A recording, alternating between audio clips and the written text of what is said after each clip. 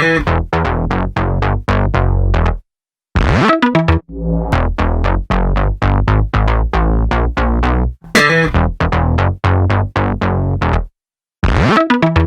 nós temos um termômetro. O ponto de gelo é o ponto em que o gelo se transforma em água, ou seja, passa do estado sólido para o estado líquido. É uma temperatura notável. O ponto de vapor é a temperatura, então, em que a água passa do estado líquido para o estado gasoso. Então, pegando aquele mesmo termômetro, quando o gelo está derretendo, nós marcamos ali. Eu vou chamar isso aqui de 0 graus, na escala Celsius. Quando a água está começando a evaporar, 100 graus. E nós dividimos esse intervalo em 100 partes iguais. 100 partes. Então, daqui até lá eu tenho 100 partes. Essa temperatura é apenas a temperatura em que a água passa do estado sólido para o estado líquido. Essa temperatura é apenas a temperatura em que a água passa do estado líquido para o gasoso. Dividimos em 100 partes. Foi isso que fez Andrew Celsius, criando então a escala Celsius. Escala absoluta ou escala Kelvin.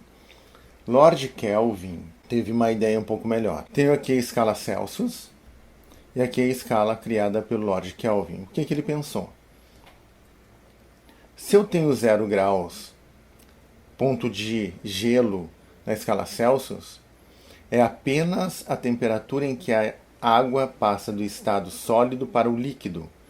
Aqui não é zero agitação das moléculas, porque temperaturas abaixo, as moléculas ainda têm movimento.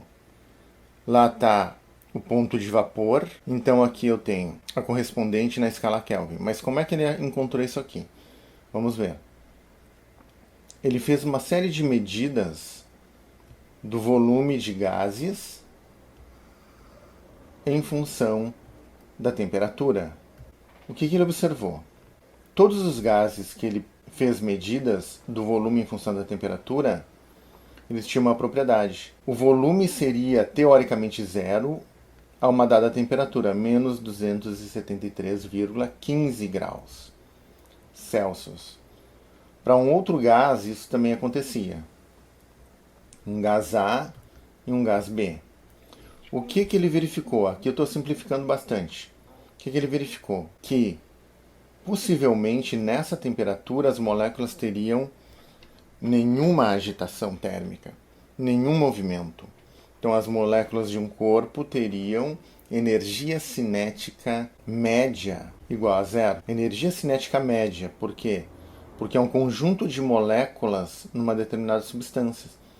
Então, não tem como medir a energia cinética de cada uma delas, mas a gente tem como calcular e medir a energia cinética média. O que ele concluiu?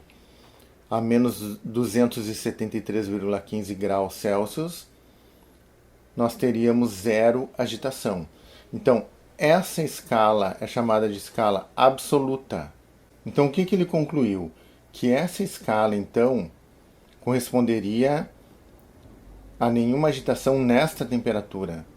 As moléculas estariam teoricamente em repouso. Então, essa é a escala absoluta.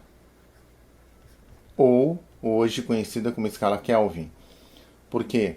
Porque a temperatura que ela expressa, teoricamente, mede exatamente o grau de agitação das moléculas.